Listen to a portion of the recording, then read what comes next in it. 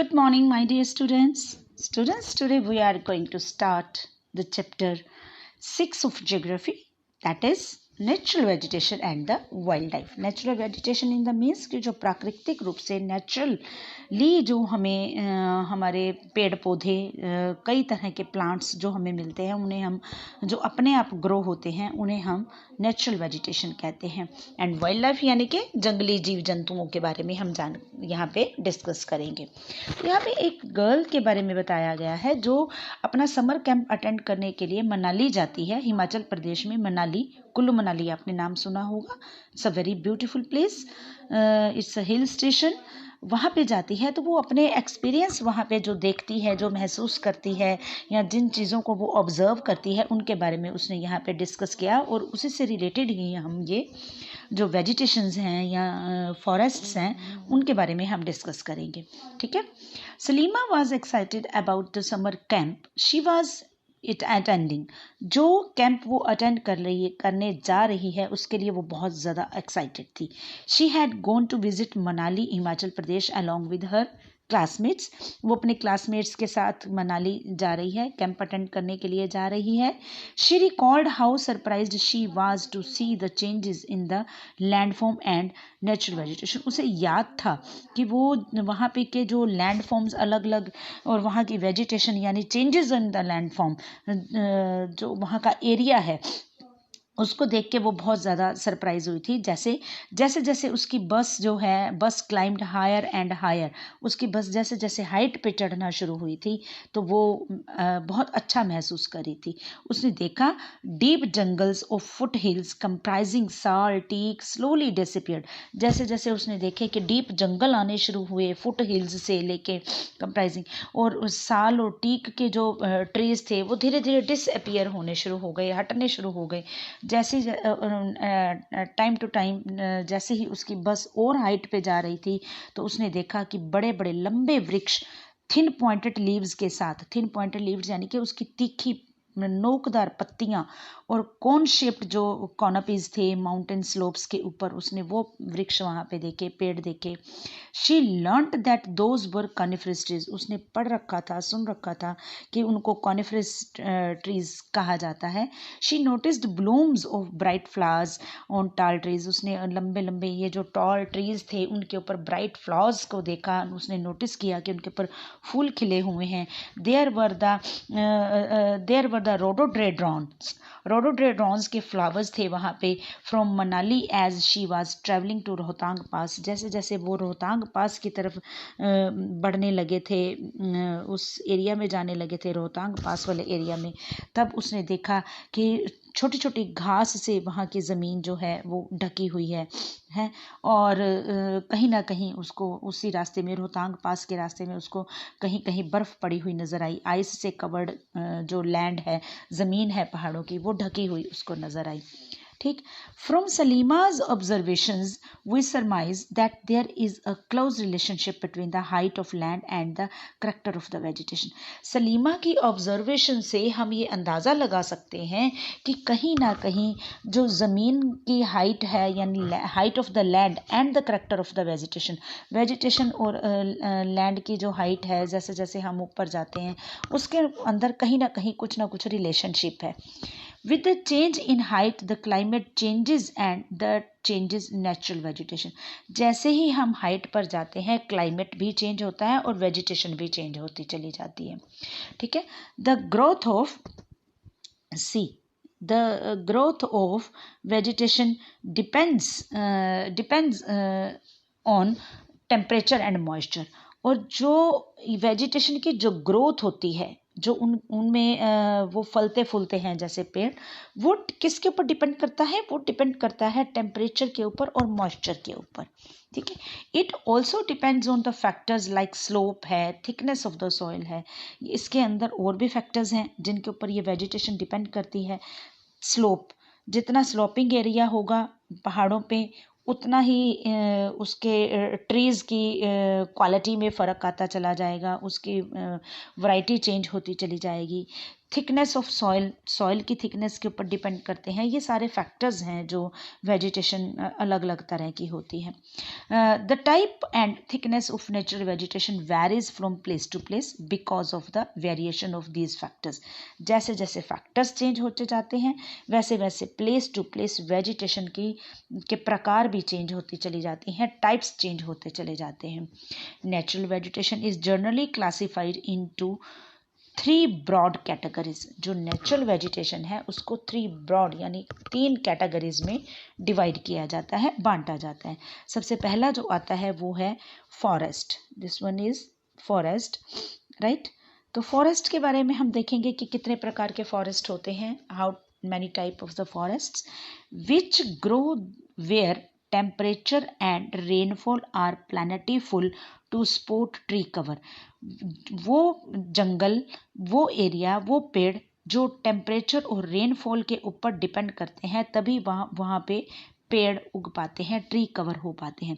Depending on these factors, अब ये कहाँ पे होते हैं, इनके लिए क्या फैक्टर्स डिपेंड करता है। Dense and open forest are grown. वहाँ के क्लाइमेट के ऊपर, प्लेस के ऊपर या टेम्परेचर के ऊपर, रेनफॉल के ऊपर तभी जो हैं वो फॉरेस्ट ग्रो कर पाते हैं, ठीक है। और हम सबसे पहले फिर सेकंड वाला देखेंगे ग्रासलैंड्स। इसके अंदर हमारा एक सेकंड टॉपिक आएगा ग्रासलैंड्स, जो which grows in the region of moderate rain. और वो मॉडरेट रेन यानी मीडियम रेन जहाँ पे होती है वहाँ पे ग्रासलैंड्स होती हैं। उस एरिया को, जो वहाँ पे वेजिटेशन होती है उस एरिया को ग्रासलैंड्स बोला जाता है।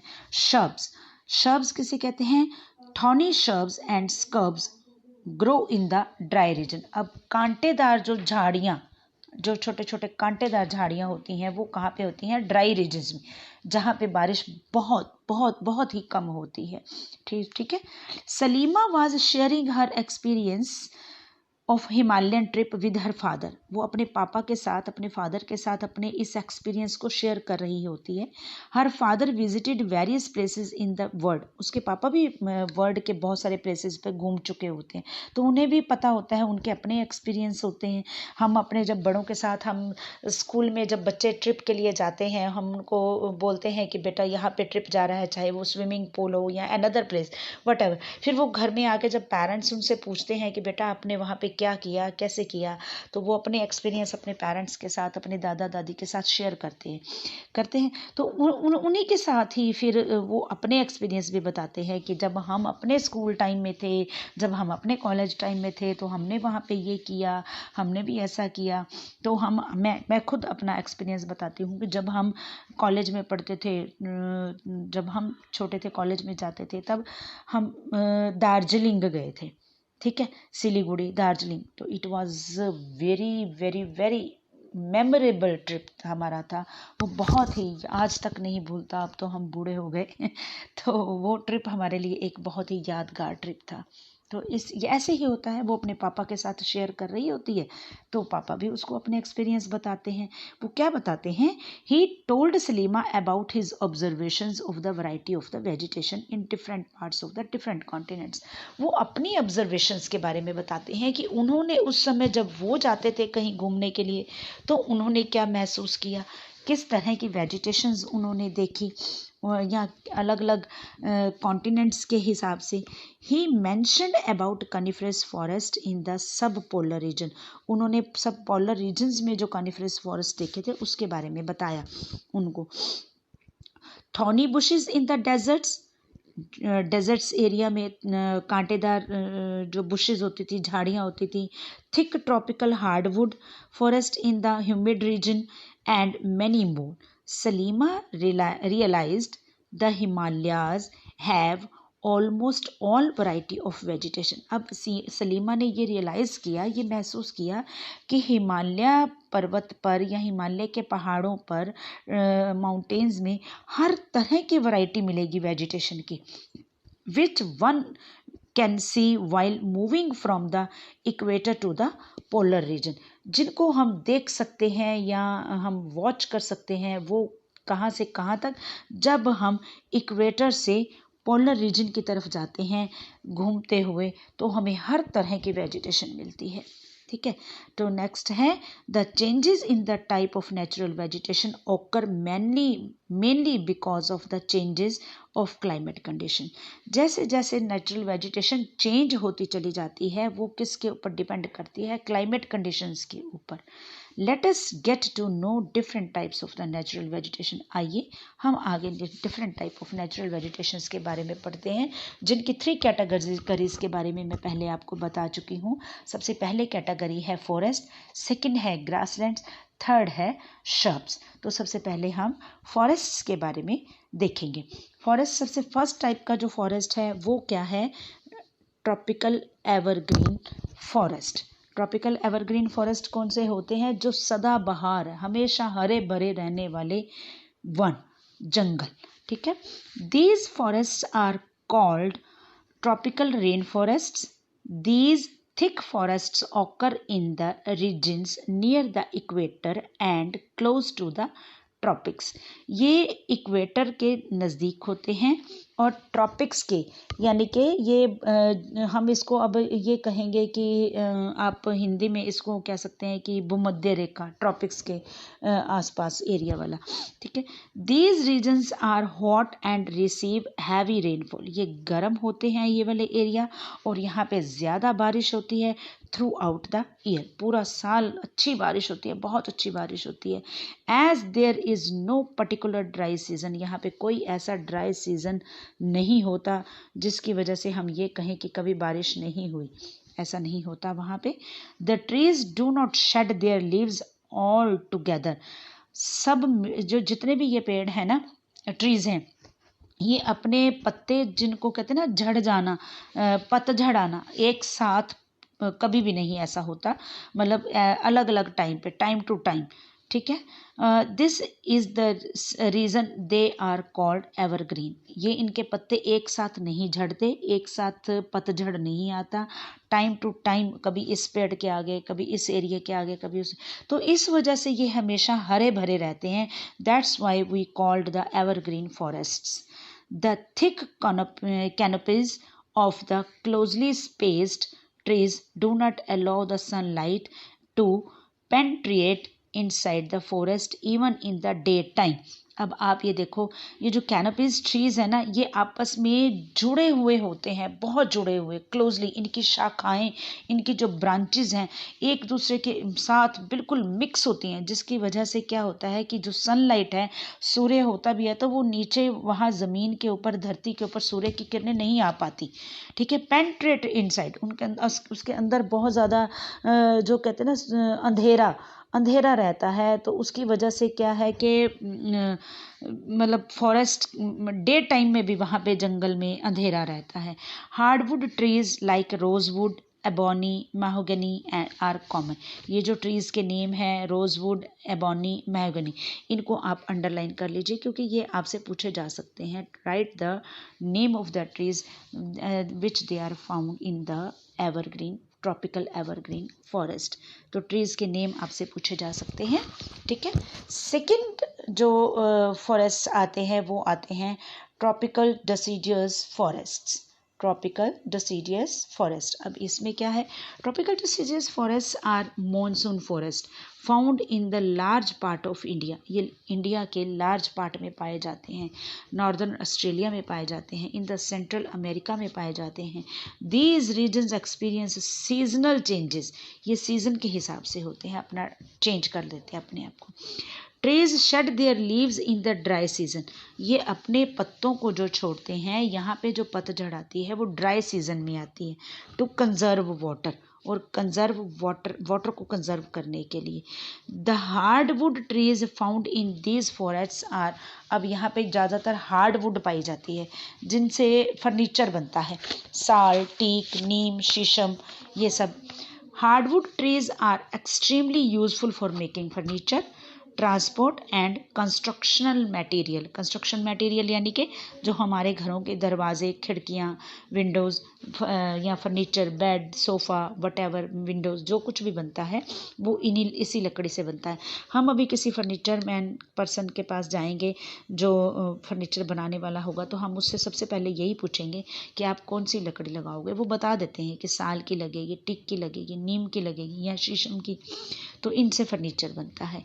Tigers, lions, elephants, langurs and monkeys are common animals of this reason.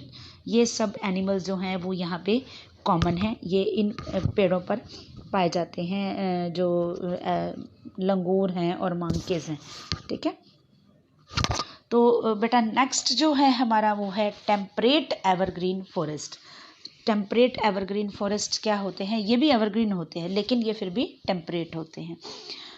इसको बोला जाता है कि जैसे शीतोष्ण, ज़्यादातर जो कोस्टल एरियाज़ जो होते हैं उन एरियाज़ में पाए जाते हैं ज़्यादातर ये। The temperate evergreen forest are located in the mid latitudinal coastal region. ये ज़्यादातर कोस्टल एरियाज़ में पाए जाते हैं। They are commonly found along the eastern margin of the continents. ये मतलब ईस्टर्न जो एरियाज़ आएंगे ना, मार्जिन वाले, कॉन्टिनेंट्स वाले एरियाज़ में, ईस्टर्न कॉन्टिनेंट्स वाले एरिया में पाए जाते हैं। In south east USA, south China and south east Brazil, यानी साउदर्न एरिया हम मान के चलते हैं कि वहाँ पे ये ज़्यादा होंगे क्योंकि सदर्न एरियाज़ में कोस्टल एरियाज़ ज़्यादा हैं। They comprise both hard and soft wood. यहाँ पर सॉफ्ट और हार्ड दोनों टाइप की लकड़ी मिलती है, वुड मिलती है। ट्रीज लाइक ओक है, पाइन है, यूकलिप्टस है, ये वाले ट्रीज यहाँ पे पाए जाते हैं।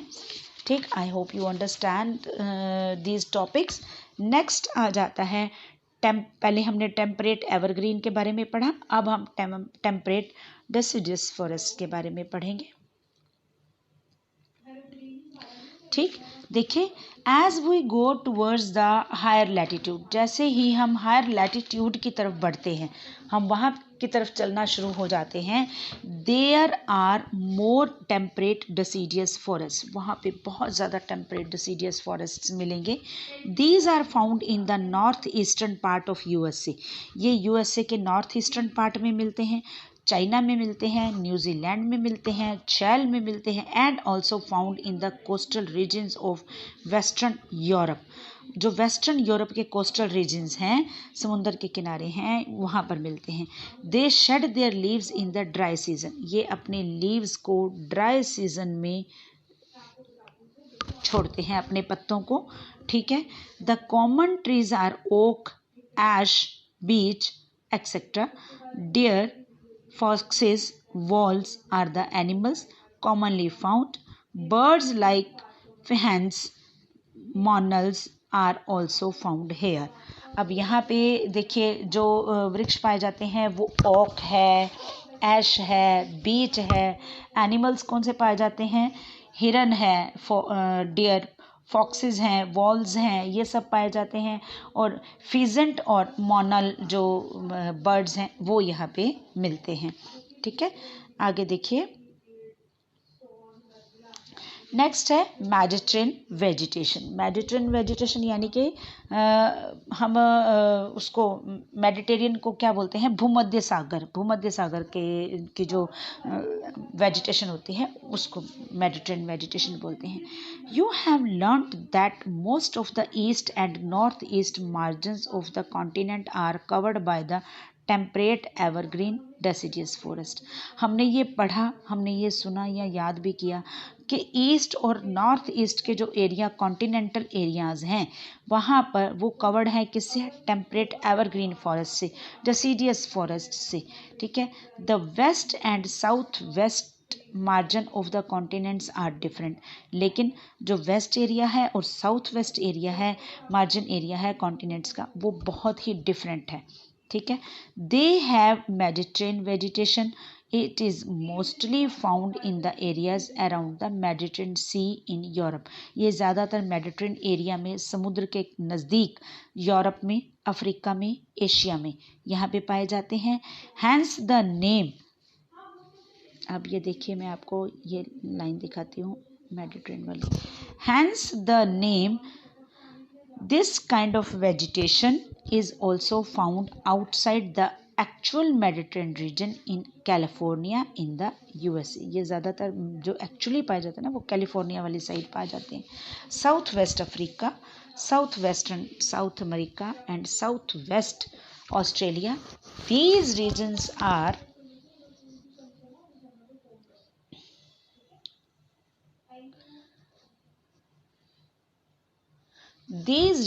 are marked for hot dry summers and mild rainy winters. Citrus fruits such as oranges, figs, olives and grapes are commonly cultivated here. अब इस एरिया में देखिए सिट्रस फ्रूट किए जाते हैं. मौसमी होती है वो सिट्रस फ्रूट है, ऑरेंज है वो सिट्रस है, लेमन है वो सिट्रस है, ठीक है, फिग्स हैं, ऑलिव्स हैं, ग्रेप्स हैं, ठीक है. Because people have removed the natural vegetation in order to cultivate that they want to. There is not much wild life. यहाँ पे ज़्यादा वाइल्ड लाइफ नहीं है, यहाँ पे जंगली जानवर नहीं मिलते, क्योंकि यहाँ पे लोगों ने अपनी मर्जी से जो अपनी ना खेती करने के लिए, कल्टीवेशन करने के लिए उस जो नेचुरल वेजिटेशन है उसको हटा दिया हुआ है, वहाँ से क्लियर कर दिया हुआ है वो वाला एरिया, क्योंकि वहाँ पे उन्होंने खेती करनी है, अपने तरीके से करनी है. वहाँ पे खेती इसलिए करते हैं क्योंकि वहाँ पे वाइल्ड लाइफ ज़्यादा नहीं है. जहाँ पे वाइल्ड लाइफ ज़्यादा होगी, जंगली जानवर होंगे, वहाँ पे फिर ये जो आम लोगों का जो मतलब खेती करना, एग्रीकल्चर करना या कल्टीवेशन करना पॉसिबल नहीं हो पाता, ठीक है. नेक्स्ट है कानिफरस फॉरेस्ट. कानिफरस फॉरेस्ट देखिए कैसे होते हैं. In the higher latitude 50 to 70 degree of northern hemisphere and spectacular coniferous forests are found. These are also called taiga. अब इन फॉरेस्ट को क्या कहा जाता है? टैगा भी कहा जाता है. These forest are also seen in the higher altitude. ये वाले फॉरेस्ट ज़्यादातर हायर अल्टीट्यूड के ऊपर, ज़्यादा ऊंचाई वाले एरियाज़ में मिलते हैं, ये अधिक ऊंचाइयों वाले एरियाज़ में मिलते हैं. These are the trees which Salima found in the Himalayas in abundance. अब ये वो वाले ट्रीज़ हैं, कनिफरस ट्रीज़ हैं, जिनको सलीमा को हिमालय पर्वत पर जब वो मनाली घूमने के लिए गई थी वहाँ पे उसको मिले थे. They are tall softwood evergreen forest. ये ज़्यादातर लंबे होते हैं ट्रीज़ और इनकी लकड़ी जो है वो सॉफ्टवुड होती है, इनकी लकड़ी सॉफ्ट होती है. The woods of these trees are very useful for making pulp. अब यहाँ की जो ट्रीज़ की जो वो होती है, स्किन होती है, लकड़ी होती है, वो ज़्यादातर क्या है, पल्प बनाने के काम आती है. Which is used for manufacturing paper. और वो उस पल्प से पेपर बनता है एंड न्यूज़ प्रिंट बनाए जाते हैं. ये जो अखबारें वगैरह ये चीज़ें बनती हैं, मैगजीन्स बनती हैं, न्यूज़पेपर्स बनते हैं. Match boxes and packing boxes are also made from softwood. अब इसी सॉफ्टवुड से मैच बॉक्स, माचिस यानी पैकिंग के भी बॉक्सेस जो हैं वो बनाए जाते हैं. चीड़ है, पाइन है, चीड़, पाइन, और इसके बाद ये आ जाता है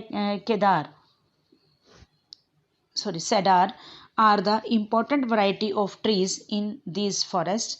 Silver fox, mink, polar bear are the common animals found here. यहाँ पे ज़्यादातर लोमड़ी है, भालू है, ये सारे जो हैं यहीं पे मिलेंगे आपको ये जानवर. नेक्स्ट ग्रासलैंड्स हैं. Grasslands we will discuss in the next video.